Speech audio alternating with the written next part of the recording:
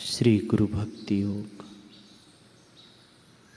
मुक्तात्मा गुरु की सेवा, उनकी लिखी हुई पुस्तकों का अभ्यास और उनकी पवित्र मूर्ति का ध्यान, यह गुरु भक्ति विकसित करने का सुनहरा मार्ग है।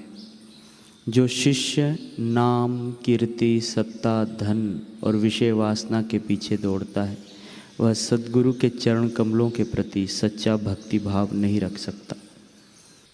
शिक्षा का क्षेत्र बहुत ही विशाल है और ज्ञान प्राप्ति की संभावनाएं अपार है। अतः गुरु की आवश्यकता अनिवार्य है। तैत्तिरीय उपनिषद कहती है, अब ज्ञान के विषय में बात करते हैं।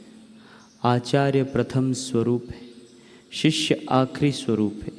ज्ञान इन दोनों के बीच की कड़ी है और उपदेश वह माध्यम है जो यह समन्वय करता है। यह ज्ञान का क्षेत्र है। कठोपनिषद कहती है, जिस आत्मा के विषय में भिन्न भिन्न प्रकार से उपदेश दिया जाता है, उस आत्मा विषयक उपदेश जब निम्न स्तर की बुद्धि वाले व्यक्ति के द्वारा दिया जाता है तब सरलता से समझने में नहीं आता, किंतु जब उसी आत्मा के विषय में ब्रह्मनिष्ठ गुरु उपदेश देते हैं तब बिल्कुल संदेह नहीं रहता, अर्थात भली प्रकार समझ में आ जाता है। आत्मा तो सूक्ष्म से भी सूक्ष्म है, केवल बौद्धिक कसरत से उसे प्राप्त नहीं किया जा सकता। केवल गुरु कृपा से ही ज्ञान प्राप्त हो सकता है।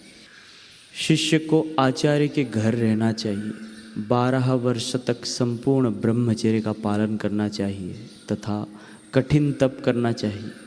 उसे गुरु की सेवा करनी चाहिए तथा उनके मार्गदर्शन से पवित्र शास्त्रों का अध्ययन करना चाहिए। साक्षात्कारी गुरु इस जमाने में सचमुच बहुत दुर्लभ है।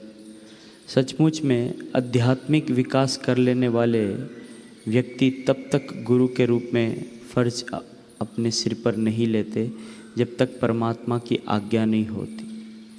जब योग्य साधक आध्यात्मिक पथ की दीक्षा लेने के लिए गुरु की खोज में जाता है, तब उसके समक्ष ईश्वर गुरु के स्वरूप में दिखते हैं और उसे दीक्षा देते हैं।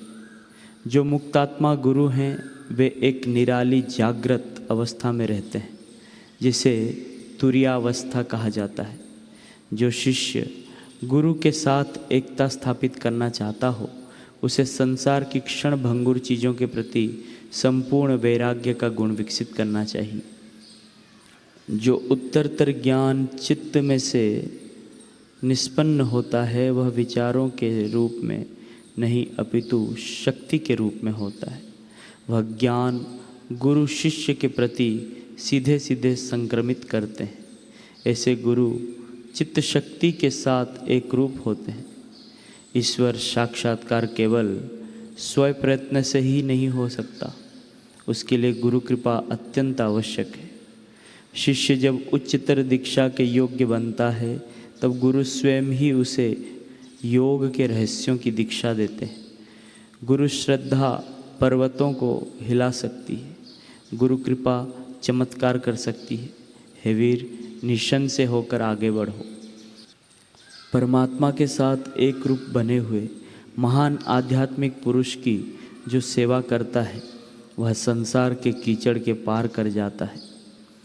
अगर आप सांसारिक मनोवृत्ति वाले लोगों की सेवा करेंगे तो आपको सांसारिक लोगों के गुण मिलेंगे।